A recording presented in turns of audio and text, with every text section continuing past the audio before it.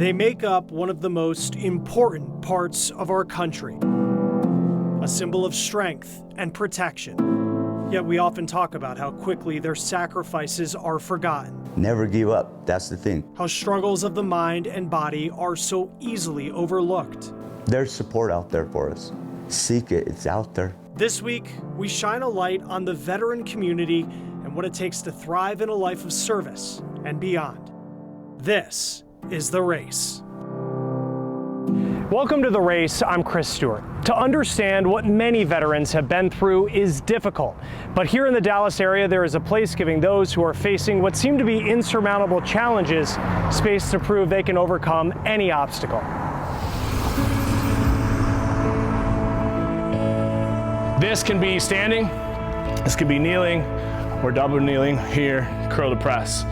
30 seconds on, 30 seconds off, max reps, questions. I wanted to make my impact, and serve my country in the way that I could. I mean, I had a lot of intense body pain. I mean, no amount of pain meds they were giving me were making that stop.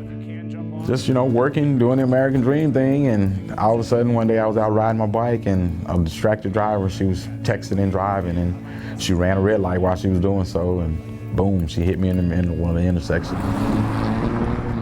Life can neither be easy nor expected. Changed my life from what it was then to what it is now.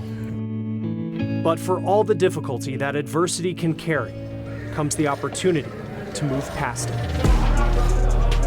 Inside this gym, Oh, my arms are burning out! you'll find many who don't see unthinkable hardship as insurmountable challenge. It doesn't matter what your injury is, it's how you bounce back from that. An attack during a mission in Iraq in 2006 changed Green Beret Randy Nance's life forever. You look at yourself differently just because you do have some disabilities. And as much as I don't ever want to admit that or say that I'm disabled, it's a fact. I'm missing a part of my leg. His injuries ended his military career. I thought, man, the best years of my life may be behind me. It was the first time I'd ever had that thought.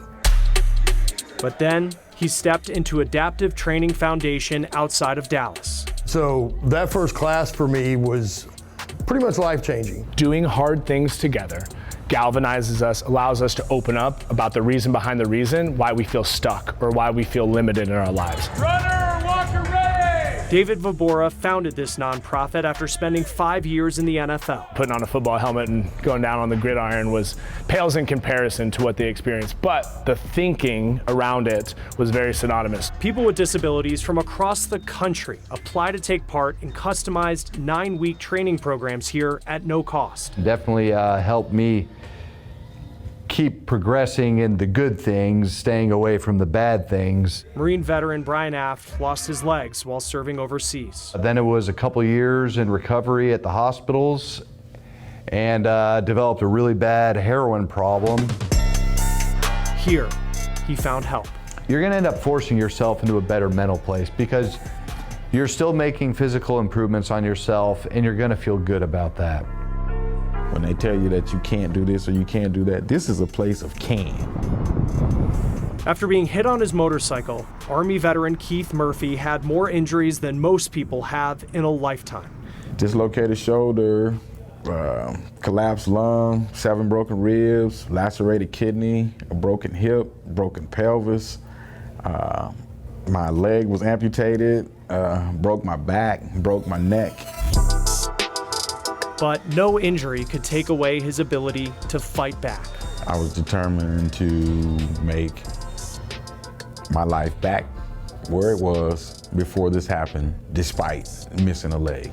There is nothing that I can't do. I just recently rode my motorcycle to Mount Rushmore from here in Dallas. Round trip was 2,135 miles. I rode it all by myself. Easy. It's two-legged people that won't do it, but I did it, and there's nothing that you can't do.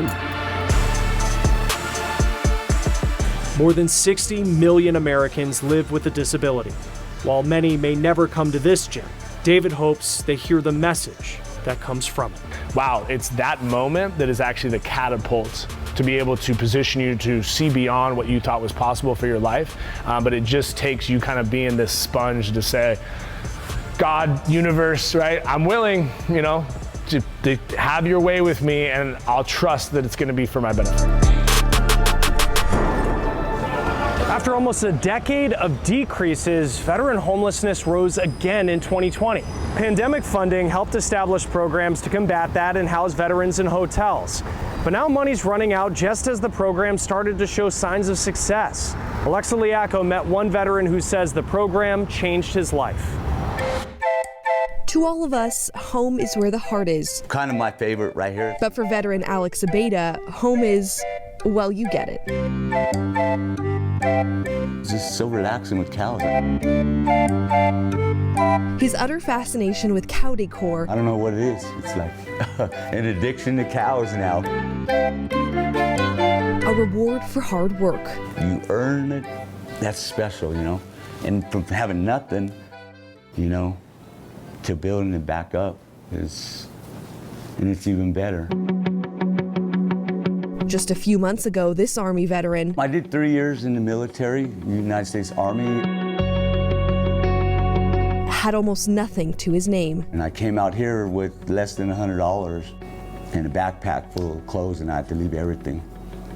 So it was devastating. He was about to start a new job last February in Las Vegas, but the pandemic eliminated his position before he could start. I was always responsible, always had a job.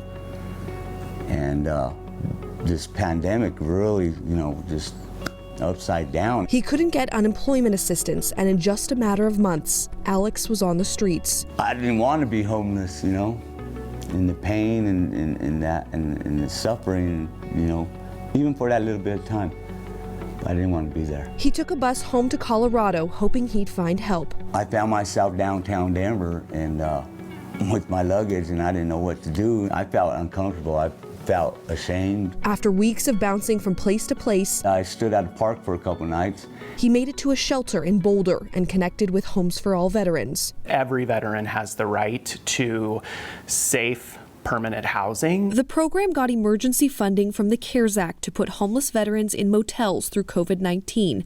They helped hundreds of families with temporary housing. They had a place to sleep, a place to feel safe. Alex was able to stay in a motel for 3 months to get back on his feet. The motel was like, wow. That's a game changer right there. It was like 2 weeks, I got a job right away. In just a short time, he's built this home, something that would have been hard to do without the emergency funding. Where would I be? Where would I be, you know? Living in a tent in a park somewhere, or, you know? Many veterans found themselves in similar situations, homeless because of COVID-19. But now the funding for these emergency programs is running out. It wasn't meant to be permanent. Stephen Shaughnessy of Homes for All Veterans says he's working to make the funding permanent. Setting the pandemic aside, you know, which was the reason why this was, available, I think that it would still be a beneficial opportunity for individuals. For Alex, it was more than an opportunity. It was a chance for a whole new life. I owe it to myself, but I give the gratitude I owe it to them for helping me, giving me that support. That little bit of support is so important. One he hopes other vets will get the chance to have too. There's support out there for us. If a vet's homeless, then seek it, it's out there. For The Race, I'm Alexa Liacco. As the U.S. military winds down operations in Afghanistan after 20 years, veterans reflect on their time there. You're watching The Race.